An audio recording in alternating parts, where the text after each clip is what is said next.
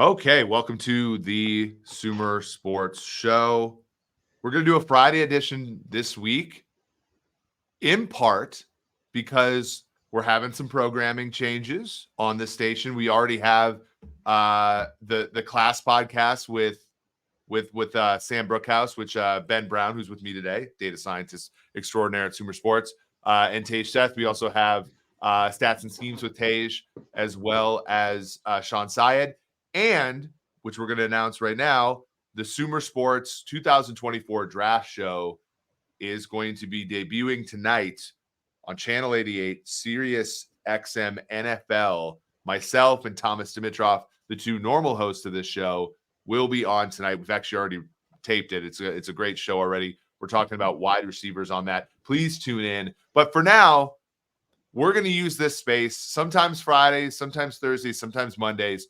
I'm going to talk here with my good friend, former colleague at PFF, now colleague at SumerSports, Ben Brown. Ben, how you doing? Yeah, I'm doing well. Okay, that was a very good intro. I would say, kind of like you said, exciting news about Sirius. Obviously, your ability to kind of coordinate and set that up. I think kind of was the groundwork was laid on Radio Row at the Super Bowl in Las Vegas. I think it leads to a question that I have to pitch back to you, which was you've kind of been on this, I would say, MJ type run from a trip perspective.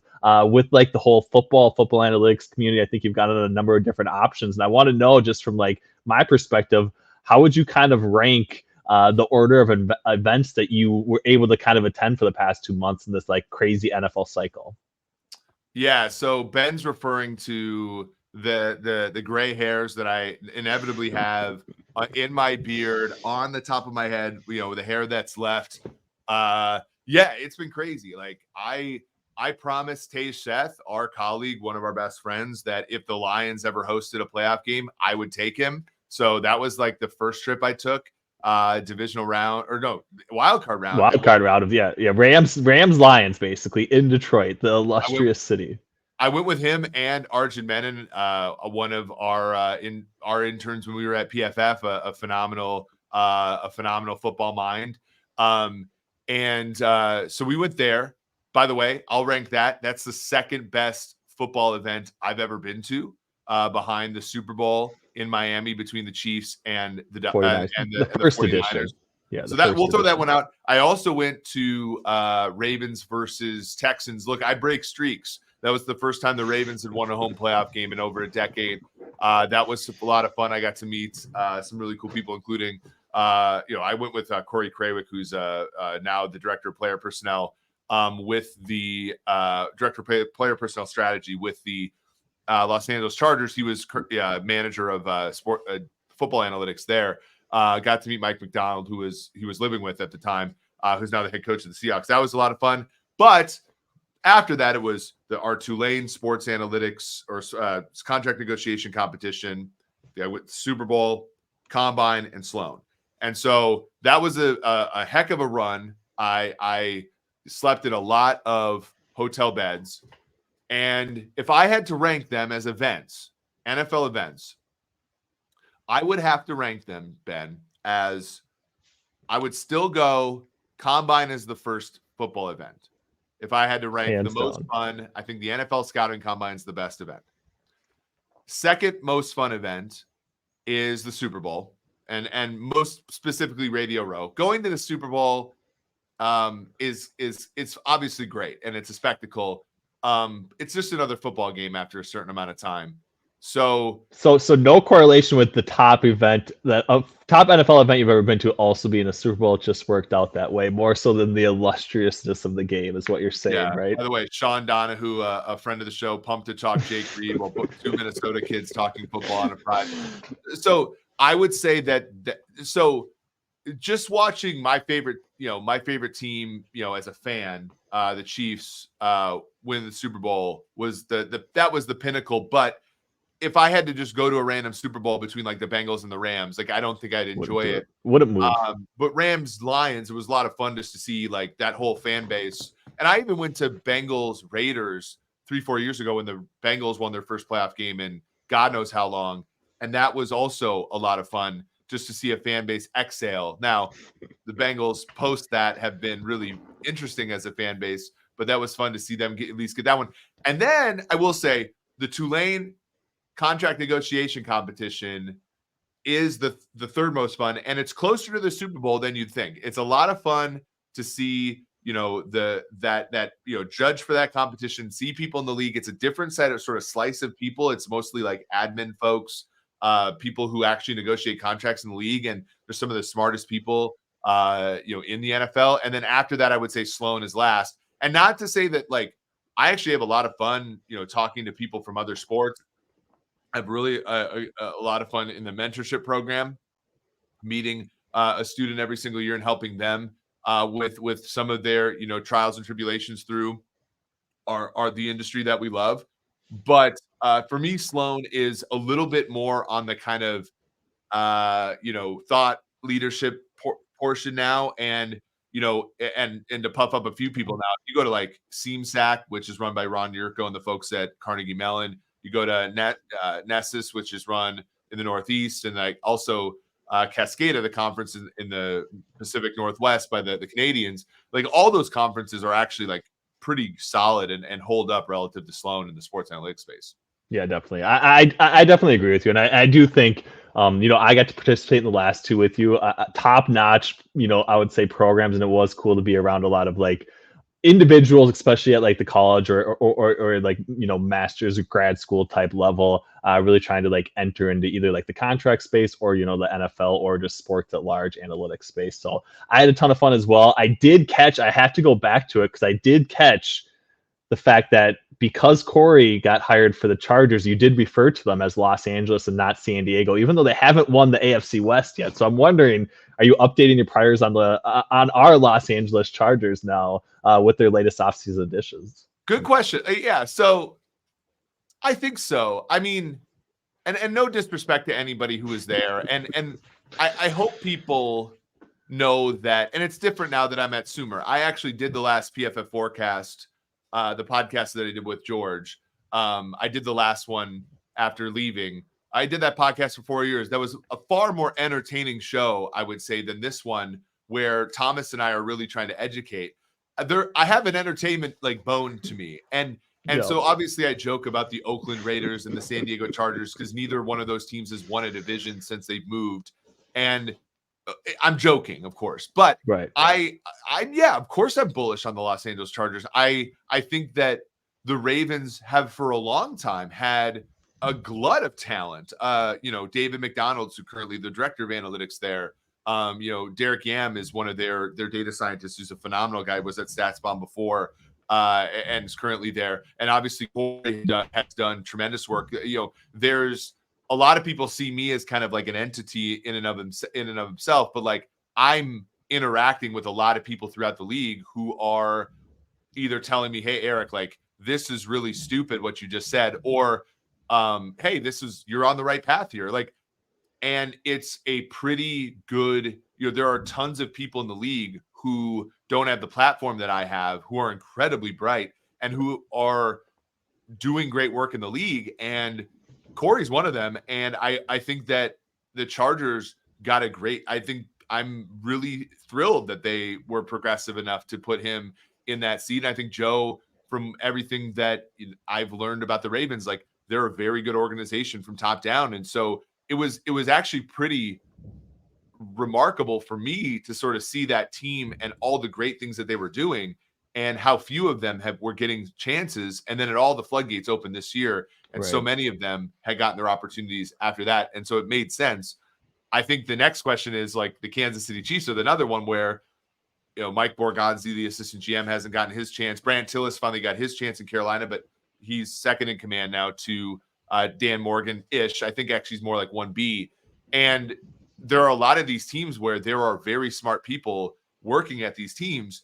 And the more that I can see these really smart people sort of making their way through other parts of the league, it's easier to cheer for the teams because it's fun to root for really smart people who have kind of sharpened your iron over the course of your time, my time studying the league. And obviously that's led to us building the things that we built at Sumer and prior at PFF.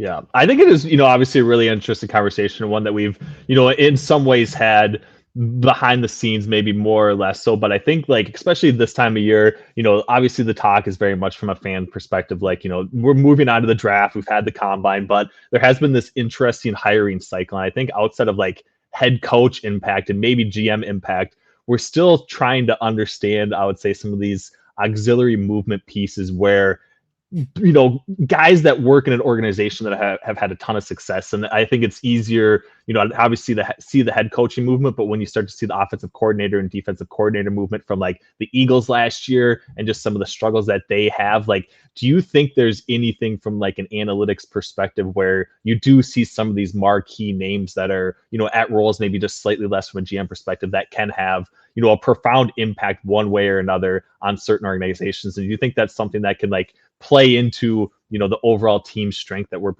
projecting for these teams coming up next season? Yeah, I tend to believe that we put entirely too much, not entirely too much, but I think we put a lot of blame or assignment. Yeah, like we put too much credit to the people at the very top. And I think in some cases it's warranted. Like I think in Bill Belichick's case in New England and the coaching staff side, you saw obviously our boss Thomas Dimitroff, he forged his own career, and I think in a lot of ways because he was different than Bill and some of the people that came through, he was able to have success. Mike Vrabel similarly, but also his time in New England was short. I think a lot of times Bill crafted those people's careers to be the best version of the people that could help him specifically. And that doesn't make him a bad person. In fact, it made obviously them a very good franchise. I think those people, though, deserve a great deal of credit for Belichick's success. Josh McDaniel was there for a decent amount of time. And he was there for the Super Bowls in a lot of cases. I think Romeo Crennel deserves a lot of credit for those defenses. Scott Pioli deserves a lot of credit for some of that team building. Thomas Dimitroff deserves a lot of credit for the college scouting, especially. I mean, you think about it this way, and I'm not trying to just talk up our boss and one of my best friends, but like Thomas, when he left, like the Patriots haven't drafted quite as well since he left, right? And so there are remnants of Bill being the main guy, but he obviously being helped. Andy Reid, same thing, like a lot. And I know the Chiefs won the Super Bowl, but Eric Bieniemy's absence was felt a lot this year. Their lack of discipline and that kind of thing. So I think that a lot of these teams, when you look, it's further down the list than the Brett Veach, and as great as Brett Veach, it's further down the list than Andy Reid. It's further down the list. It's going to be further down the list than Joe Hortitz and Jim Harbaugh. It's going to be further down the list than Mike McDonald in Seattle and so forth. So, yeah, it's a great question. And I think that some of the modeling we're doing at Sumer and some of the work that we're doing on that end, I think will go a long way towards, really carving out a better way to understand these things. And, I know, we've gotten into the B2C space a little bit with our website, SumerSports.com.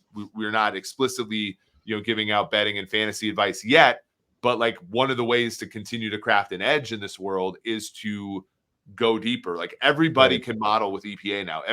Most sharp bettors have player level models. Does everybody have a coach level model? Some do. Does everybody have an assistant coach level model? Probably not, right? Like, so that again is sort of where you would go if you're trying to find an advantage there. Yeah, definitely. And I think, and obviously it continues to extrapolate the more you can use those sorts of edges, like the further down you have from like a betting standpoint or whatever, right? And I do think like the ushering in of micro betting, obviously even like in-game type betting, like I think the offensive and defensive coordinators are going to have a greater impact on some of those outcomes in particular, right? Especially if it's like a more of like a one play type sample or one drive type sample, as opposed to being like a full game bet. So yeah, I think it's really interesting. Obviously, only scratching the surface, but I do think the direction in which analytics is moving, it's happening very quickly, and I think it's adamant, especially on people who want to bet, to kind of further move on from. But I would say, so okay, let's pivot a little bit because I think you kind of brought it up, obviously with the Thomas Dimitroff, discussion in New England, but draft, obviously it's the highlight topic, those sorts of things. We've done a lot of work, both from a public facing standpoint and behind the scenes to me, there is, the overarching question specifically with this draft. Like I do think the Bears are obviously going to go number one with Caleb Williams and move on from Justin Fields. And then it becomes this question of, do they get enough for some other team in order to make that selection? And where do you kind of see like this quarterback class kind of stack up with some of these teams at the top? Like, do you believe in sort of the consensus ranking that we see right now with Caleb Williams at 1, and then question mark whether it's Jaden Daniels or Drake May at 2? Like, what direction do you kind of move from that standpoint, and what do you kind of make of either one of these prospects and the most recent news that we're kind of getting, and the market kind of, I would say, moving in the direction of Jaden Daniels for various reasons? Yeah, I mean, I understand the Daniels steam. I mean, Daniels last year had the best season of any of these quarterbacks that are going to get drafted, including Caleb Williams 2022. So you're compelled by that. Now, when we were first starting out at PFF, like, we had all the data, and yet, like, one of the most predictive things was like sitting right underneath our nose, and it took us forever to see it. And that was like pressure to sack ratio. And Daniels at about 24% is going to have one of the worst marks among any player that's ever been taken in the first round, if not the worst mark, depending upon how you scale it. Like he was 30% in his first year at LSU, 20% last year. Drake May and Caleb Williams were closer to that 20%, but for their career, they're closer into the teens. So you have to worry about that if you're a team like the Patriots, because you don't have a great team. You have to be less worried about that if you're a team like Minnesota that's going to move up, because you have Brian O'Neill, you have Christian Darrisaw, you have Justin Jefferson who will be open early in the pattern. You have all those things. Traditionally, quarterbacks like Justin Fields have struggled on bad teams because they hold on the ball too long. Fields, remember, our colleague Tage Seth wrote about one of the most accurate quarterbacks in the history of college football, at least the PFF college era, which admittingly is small. And so he struggled because he couldn't like avoid sacks, and the offensive line was terrible. And you can't really, it's your job to take pressures and avoid sacks with them. You can't necessarily manipulate pressure rate as much. There's a philosophical question there. So I think Daniels is a prospect that I would be lower on than most. I like Drake May only for the fact that, you look at the physical traits, and they can't, you can't ignore them, especially considering May has checked the box statistically on a lot of things, especially in that penultimate year. And one thing to consider is there have been quarterbacks that have gotten better in that last year. Kyler Murray, Joe Burrow, obviously Jaden Daniels, Baker Mayfield. But a lot of these quarterbacks that have had success at the NFL level of late, Jordan Love, Josh Allen, CJ. Justin Herbert, Brock Purdy, have all like peaked earlier in college and then fallen off, and then got in the NFL and have done better. I think that's possibly what you're getting with Drake May. And I personally think if I was Chicago, I would try to trade back to 2 and get May. I think that's a much better gamble than taking Williams at 1. But I would also not be offended at all if they just took Williams at 1. Yeah, definitely. I definitely agree with you. This is interesting. We are getting some conversation. You can definitely keep, I would say, the comments and those sorts of things going. We got some Kirk to, minus 225 to Atlanta on DK right now. That's the first domino to fall. I actually have gotten asked that question before. To me, it's kind of like a 2 or 3 team race for Kirk, and I'm not sure. Like, outside of him not going to Atlanta, I don't know if it changes a lot from Chicago's standpoint. I feel like that's kind of the first decision that really needs to be made as far as like if they are going to take the pick, if they are going to take Caleb Williams at 1, or if they are going to move down just a little bit and take somebody else. But Ben, would you? I get the locker room thing, and both of us, both of us played like small college football, and like so we've played football before, and we understand like the locker room thing. But why are they such in a hurry to get rid of Fields? Like, I don't understand why you can't just draft Caleb Williams and hold on to Fields. Like, I think it's twofold. I do think the roster thing is definitely overvalued from a standpoint that it would be a risk. I do think the association of that being a risk, obviously plays a pretty big influence in the overall decision. And I think that's why. But I also think there's this idea, and again, I think this is like a risk tolerance thing, but I think teams have this idea, and we see it in some ways like discounted future draft picks where, one of those two guys is losing value sitting on the bench in a lot of ways, right? Like if he's not playing, if Justin Fields is in the starter, but he's the backup to Caleb Williams in Chicago, like I think he has a diminishing return on what they're actually going to get in the trade from a trade perspective the longer he sits. And that might not actually be true. I do think waiting in some ways, especially if there's like an injury outside to another significant quarterback early on in the season, that his value would probably go up in that scenario. But I think there's like an overall risk appetite that leans teams to go in the other direction. But I think from a team building standpoint, outside of those considerations, like it's a slam dunk to keep Justin Fields in the locker room with Caleb Williams or with Drake May for that matter, to kind of figure out what one is the best, short and long-term solution for you at quarterback. Yeah, Alex Hussey with the thing we're all looking for, which is I need to see Kirk in Vegas, frankly. Kirk Chains, basically. We need to see him somewhere Magic big City. time. As an Atlanta resident for the last 10 months, I have not been, but it's still available. It's still available to all of us. The thing, yeah, like Sam Bradford was the quarterback, and the Eagles traded up for Carson Wentz and were planning on sitting him the whole year. And then the Vikings, Teddy Bridgewater, tore his knee up, and they decided to trade a first-round pick, which ended up being the 13th overall pick, for Sam Bradford.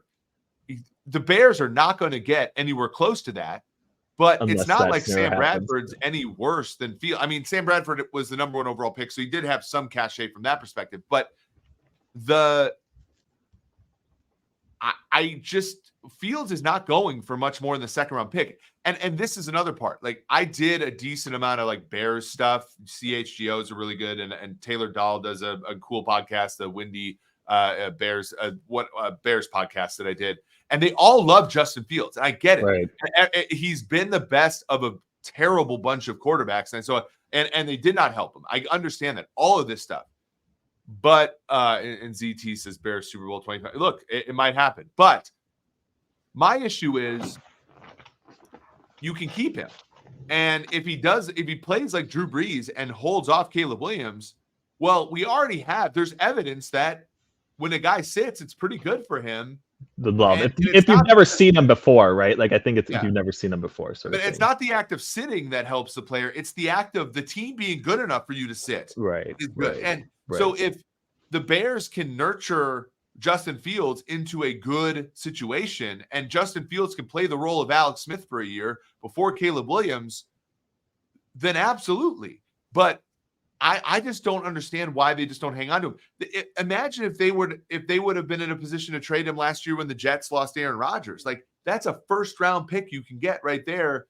And the Bears already have enough draft capital. They have 1, they have 9, they have a bunch of picks, and they don't need another second-round pick this year. They could go and they could get another one in the future. And that's what I think.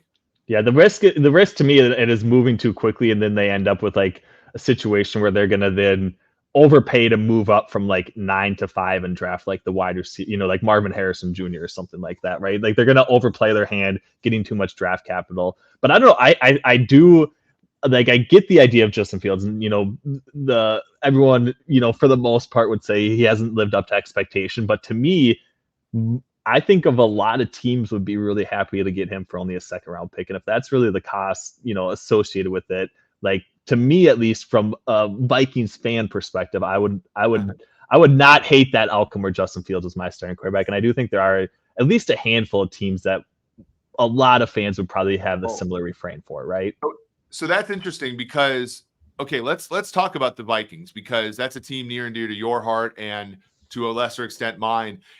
So the Vikings right now have a $37 million, have $37 million under the cap. 28, their biggest cap hit this year, Ben, by a decent margin, is the $28 million cap, $28.5 million cap hit that Kirk Cousins is going to incur by letting his contract void if they don't re-sign him, right? That's the whole, you kick the can down the road with Cousins, and that has always been kind of like the Cousins Crusaders, kind of the sleight of hand that they've had, saying Kirk has been a surplus because one of these years Kirk was going to not be on the team and cost the team $30 million to produce nothing. That $28 million, so you're going to get Fields over here for a second round pick, and Fields is going to cost, a few $1,000,000, $5 million, let's say. I actually don't have his number right in front of me, but let's say for that. So you're spending 33.5 on your quarterback ish and a second round pick. You have to make a 5th-year option declaration on him. And that for Fields, because of things, is going to be at 25-ish. So then I just don't see, if you're the Vikings, where like your biggest problem has been your quarterback has never been under cost control and you haven't been able to build a roster around him. If Fields does well, you're in kind of the same problem. Because do you ever see, Ben, Fields being like a $40 million quarterback on the field? Is that possible? Because I guess if you do, that changes the calculus. If you don't, then it's not worth it for basically any team to trade for him. Right. Yeah. So he's at 5.1 this year and like 6 million basically the next year. Obviously, you have the 5th-year option after that, all things considered, basically. But yeah, I think in some ways it does make sense. But you're basically working on the assumption that if things go well, basically you're paying a ton of money at the quarterback position. But they have like no other. I mean, what realistically is like a good outcome for the Vikings? Because now there's going to be a link with Russell Wilson on a very team friendly deal. Like, is that the best case scenario for our Minnesota Vikings? Is going $2.5 million for Russell Wilson this year? Probably. Well, so I think the Vikings' best option. So for one, they have to pay Jefferson, right? So Jefferson's 5th-year option is $19.7 million right now. They'll probably ink a $30 million APY extension, which will probably cut that number down in year 1. Harrison Smith is probably gone. That's a little bit of money that they'll get back, about $11 million. Danielle Hunter is probably gone, but again, they owe Danielle Hunter. This is again part of the reason why, when you talk about kicking the can down the road, Hunter and Cousins are going to combine for about $42 million in dead cap hits for the Vikings, just because of all of the prorating and all the void year stuff. But if you go, trade up to 3, right, and go ahead and get Jaden Daniels or Drake May, and that player, comes in when you have Brian O'Neill, Christian Darrisaw, Justin Jefferson, Jordan Addison, and Kevin O'Connell, I think that could be successful. If you maybe don't see a huge drop-off between Jaden Daniels, Drake May, and J.J. McCarthy, then you can maybe move up to 6 with the Giants or 8 with the Falcons, who maybe are taking Kirk Cousins off of your hands. Or you could stay at 11, or you could trade back and take Michael Penix or Bo Nix. Like, I think there's a lot of options for them. And they can go in and get a Jacoby Brissett or go in and get a Russell Wilson. Russell Wilson probably doesn't want to sign that big of a deal because his dead money, Ben, for the Broncos is not like traditional like bonus dead money. It's paragraph 5. He's getting like $1 million pre-tax in a check from the Broncos every week next year. Yeah. And so every dollar that the Vikings would pay him would offset what the Broncos. So in some ways, he could want to stick it to Denver and sign a minimum contract deal with the Vikings and still get, what he would get from Denver, as well as, a pittance from the Vikings, but also help that team win and rehabilitate his standing as a bridge quarterback. Right. And I think that very much seems to be the narrative. And I do think in a lot of ways, the Vikings are probably the best fit for Wilson to actually do that in a lot of respects as well. But yeah, let's pivot back to kind of this quarterback discussion. I think we got a question on JJ McCarthy. Do you have him anywhere close to being like that 3rd overall quarterback prospect right now? It sounded like maybe you kind of leaned in the direction of Drake May still being consensus number 2 overall, or our number 2 overall. To me, it seems like the Jaden Daniels, the rise doesn't really fit with where expectation was. Like, obviously coming off the Heisman Trophy, and maybe this is just a delay in like some of the information and news and how long it takes to get into the cycle. But it does seem like that rise would have happened sooner. Now it is basically close. I think, for all things considered, DraftKings Sportsbook right now has it at -120 for Drake May, +110 for Jaden Daniels to be that number 2 overall selection. Can you make a case for maybe a JJ McCarthy coming up that high, or do you think he's very much like the 3rd or 4th quarterback in this class. I think you want to more look towards pick number 3. If you think about McCarthy that way, and I know number 3 overall pick, McCarthy is like 15-2 on FanDuel. Yeah, plus 6. Yeah. Yeah, so that's DraftKings. one to think about. Harrison is, plus 430.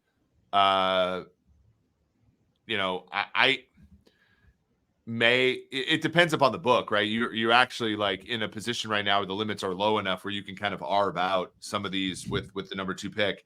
I do not believe Daniels is the player at the second pick, for a couple of reasons. I think size matters, and I think Daniels is tall, but he's thin, and we've seen a lot of like Joe Burrow being kind of a thinner quarterback and going through injuries and it not being all that great for him. Kyler Murray being a smaller quarterback going through injuries, it's not being all that great for him. I think teams want the prototypical size more now. And that's working to Drake May's advantage. I think that but again, it just takes one. And that you remember the 2021 draft, Zach Wilson was not the second quarterback on a lot of teams' boards, but he was the second quarterback on the Jets board, and that's all that mattered. So it could certainly be that kind of thing where Daniels is a second player on the Washington Commanders board, and it doesn't really matter what we think. As far as McCarthy, my problem with McCarthy is I don't like when a team doesn't depend upon its players. Like I think about like Mecole Hardman, and again, I take everything back to the Chiefs. You guys all make fun of me for it, but it happens. Like Mecole Hardman was drafted over DK Metcalf in 2019 for the Chiefs, and he ended up winning 3 Super Bowls. So who am I to say that it's a bad pick? But Mecole Hardman had all the traits. He had speed, he had athleticism, and return ability. Like he was a good player for this team, but he was not a focal point of the Georgia offense. And if I'm looking at a player at the college level and he's not the focal point of his own offense, and Donovan Edwards and Blake Corum are who the Michigan Wolverines go to when it matters most, and what they would go to if they want to win football games, that's a signal to me. And I know that he has, great ability on third down, and I know all the statistics on third and down, but you have to understand they were favored in every game they played in this year. So you are completing those third and long passes against teams you're better than. So I worry about McCarthy because I think that if he was a better quarterback, if he was as good as everybody says, the Wolverines would have leaned on him more. Right. And it does come down to this idea too of like an understanding of pressure. Obviously there's higher leverage pressure type situations that happen. And some of those things, like we don't want to gravitate to any one single data point in an overall quarterback evaluation, but the fact that you do have a much smaller sample size of that, especially in, longer down and distance type situations, like it does make at least the quarterback evaluation much more difficult to feel confident in. And I think that's really all you're describing. So I actually definitely agree with you. So it sounds like consensus from us is Williams, Locke 1, May, Daniels, then McCarthy, then Penix, basically. I don't even know what this means. Trevor Wistrall, first time getting to tune in live, and it's Eric Eager's mathematician's debut as Eric Eager, international media figure. Look, Pinnacle, it's a broad, basically, or something. Or else he's trying to call you 007, James Bond. I don't know. I'm not quite sure. Well, tonight I'll be the national radio show host. This is our podcast, and obviously Ben and I have been kicking around the idea of hosting a show together. As Ben, you're one of my best friends, and I've wanted to host a show with you for a long time, and we're kind of kicking around this idea of just two bros talking football on this platform. But if you want to listen at channel 88 on Sirius XM, it'll be the NFL radio show with myself and Dimitrov. Dimitrov will be on this channel still. It'll be more sporadic than normal because of the demands of the other show. But Ben and I will be on this show basically weekly from here on out. So when you think about the later guys, Penix and Nix, both guys are tremendous at avoiding sacks. And when I'm not just saying avoiding sacks as in like sack percentage is low, like sacks divided by dropbacks, because that can get inflated by things like screens and all the play action. All that. I'm literally looking at like when Michael Penix is pressured, he's only sacked like 7% of the time, or 6 or 7, depending upon the window of time you're looking at. That's awesome.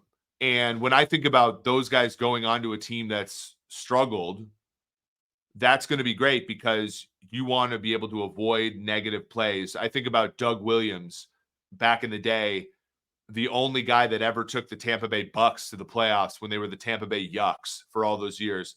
Below 50% completion percentage, all this stuff. But you look at the finer grained data, and he's like one of the league leaders in sack avoidance. You're like, oh, okay. Well, you're not getting those negative plays. Does that give those two a chance in the NFL more than other kind of late first, early second, possible third round picks?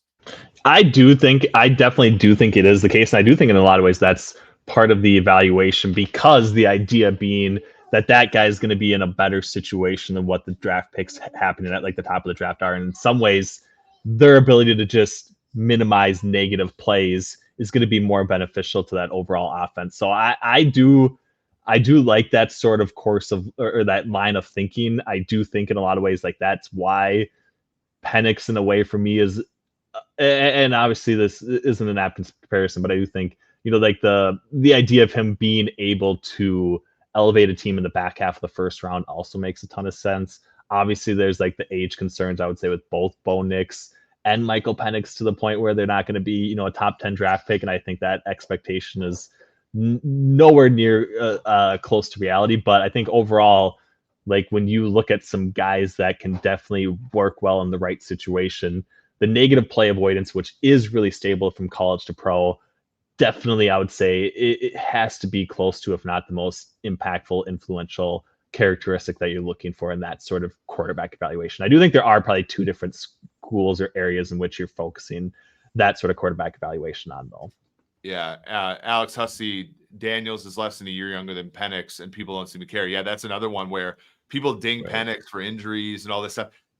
And yet an age, and they don't talk about it with other guys. By the way, Penix, injuries are more like ACLs and stuff that are not all that predictive, right? It's more the soft tissue stuff, the Deshaun Jackson stuff that really hurts players. He doesn't really have that. I actually don't think that Penix is all that risky of a prospect in today's NFL, especially if you're willing to be kind of like a more awake front office that's willing to churn and burn on the quarterback position, which I know teams aren't really willing to do that. And know Thomas Dimitroff, our boss, really when he's drafting a quarterback, he's doing it for keeps. I think it's just so hard to do that. I think that I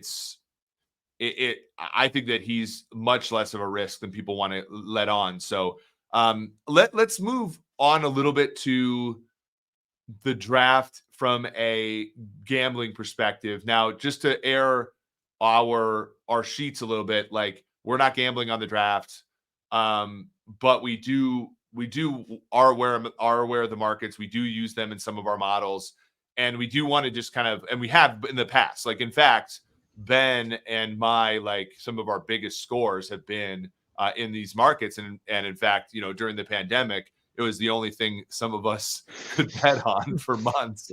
Keeping us sane. The only thing keeping us sane, just admit it, basically. And so that and the Madden Sims, exactly. right? I mean, if we weren't betting Madden Sims, we were in a real down and out. So a few things I want to say. For one, there are real opportunities to get down some good bets.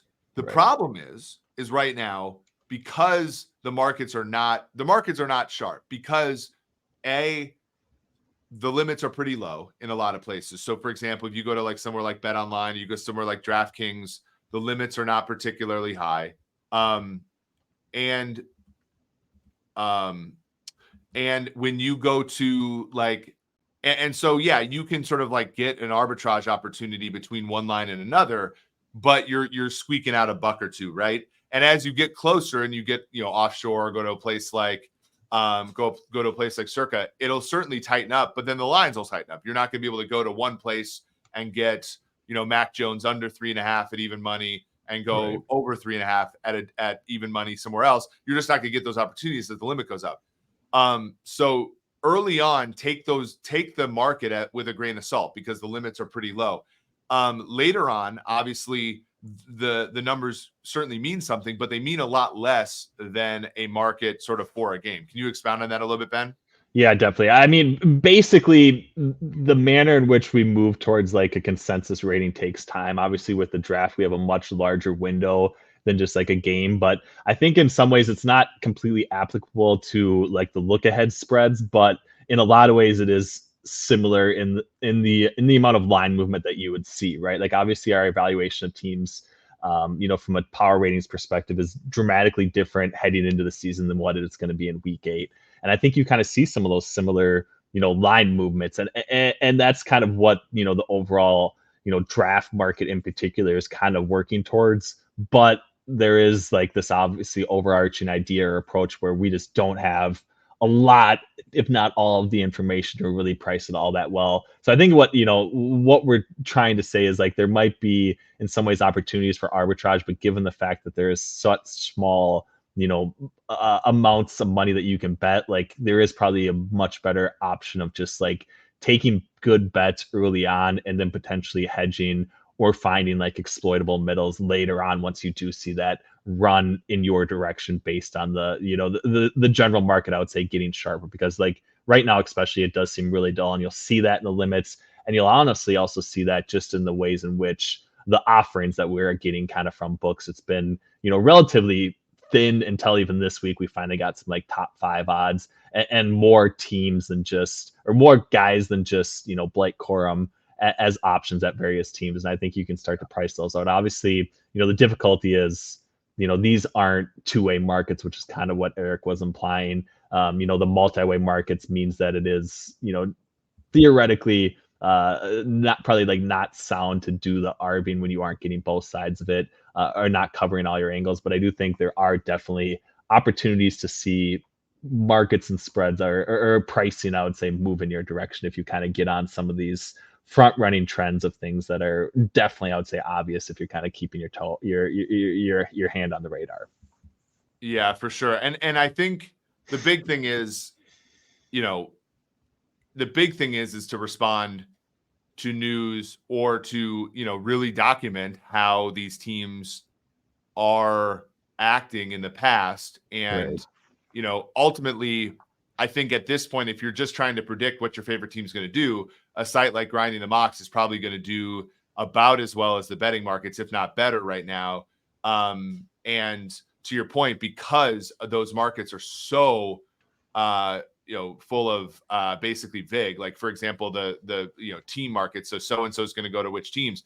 Add up those vig free prices, and I think that you're going to be amazed at how much, like it's like 20-30% hold. So they're really just taking bets in a market that you're basically a huge favorite to lose in anyway. So it's not something where right now you take it as gospel. I saw something, for example, where the Chiefs are like minus 150 to take a wide receiver first. I think it was ESPN Bet.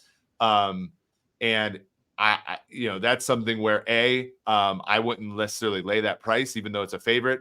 And it's a short favorite. It makes some sense. But B, I don't think that's anywhere close to the true price. And that's largely because of the hold that they're taking in that market. We do have a question here from Trevor, more abstract on the betting world in general. Do you have any opinion on prediction markets versus the bookmaker system, which is currently standard? I mean, that generally speaking, they're sort of one and the same. They're not like, so the way that this generally works, and neither one of us are professional bettors, but we hang in some of those circles a little bit, is that the market making books, the Circas, the Chris's, the Pinnacles, are taking, are basically making the markets through the bets that they're taking from sharps. Right. And that's how they're forming the numbers. And then basically all the recreational books are copying from them. So when you say like bookmaker, you're basically looking at the bookmakers who are copying off of the very rare market makers. And oftentimes those market makers are making the lines even off screen before they offer it to the rest of us. And that happens a lot of times in, golf and things like that with very sharp players.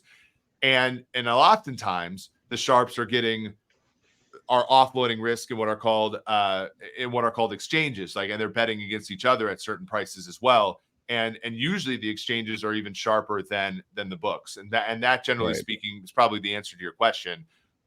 Because you can get in exchanges, you can get prices that are different than sort of even the traditional books. So that's kind of the answer. I mean, I would just say, as somebody who's waded in these waters a ton, and as Ben would say, generally speaking, both markets are quite sharp, and they don't need to be as sharp as you are, because they're getting plus 110 every time you're betting minus 110, even in the best of circumstances. Yeah, I think it's an interesting question. I do see it, posed sometimes, just as far as where is the sports betting market going. To me, I think the evolution is more that the market's going to grow to the point where there probably is room for both, and I think that is in a lot of ways what your answer suggests. I do think there is going to be a sharp crowd that caters toward the prediction aspect of things, or the exchanges, really low prices, and being able to kind of do almost more of the quant trading aspect from a sports betting standpoint. But there are going to be recreational places going to bookmakers to bet same game parlays, to bet more of the exotic offerings that maybe you're not going to get a really robust market for, at least right away, from a prediction market. I think the long-term pipe dream is that an exchange of some sort could support essentially everything.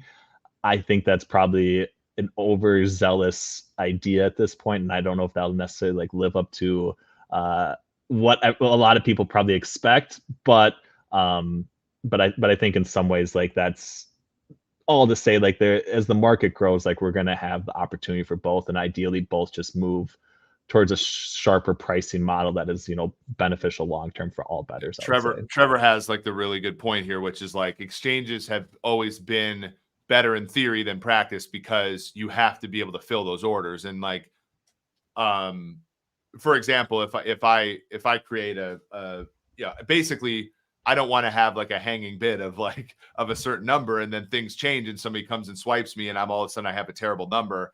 To match somebody is not a trivial problem, especially for the limits that people generally speaking want there. So that's always tough. And people have had that in the DFS space as well, right? Where you post up in a one-on-one, and at least there you know the price a priori, and there's not as big, you can change your lineup at the end. So in some ways it's much different, but there have been those problems forever. And you need liquidity has always been the issue for exchanges. And hopefully we can build an ecosystem in the States where sports betting kind of grows, but at a respectable and at a responsible pace, and things will, and to the point where exchanges can thrive, because I do think that that's a good model. Ben, before we go, what is your recommendation? So I'm trying to think. We had this when I was at the forecast. I'm going to read this book this weekend. I'm going to read this book, Live and Let Die by Alan Shipnuck. It's going to be about live golf. I'm excited. I got this in the mail. I don't know when I'm going to find the time, because my daughter has volleyball, and we're doing lunch with my parents the next day. But I'm gonna read this book. Damn it! What are your recommendations for the weekend? Yeah, I said this, and I actually bought this book and brought it to Sloan with me, and didn't read a single page either, because I was too caught up in watching videos. But it's the new book. I'm spacing. It was the one that Tej and you recommended, the sports betting one done by The Intercept. Yeah, The Intercept. So I'm gonna hopefully at least start, if not read that. I got another one here.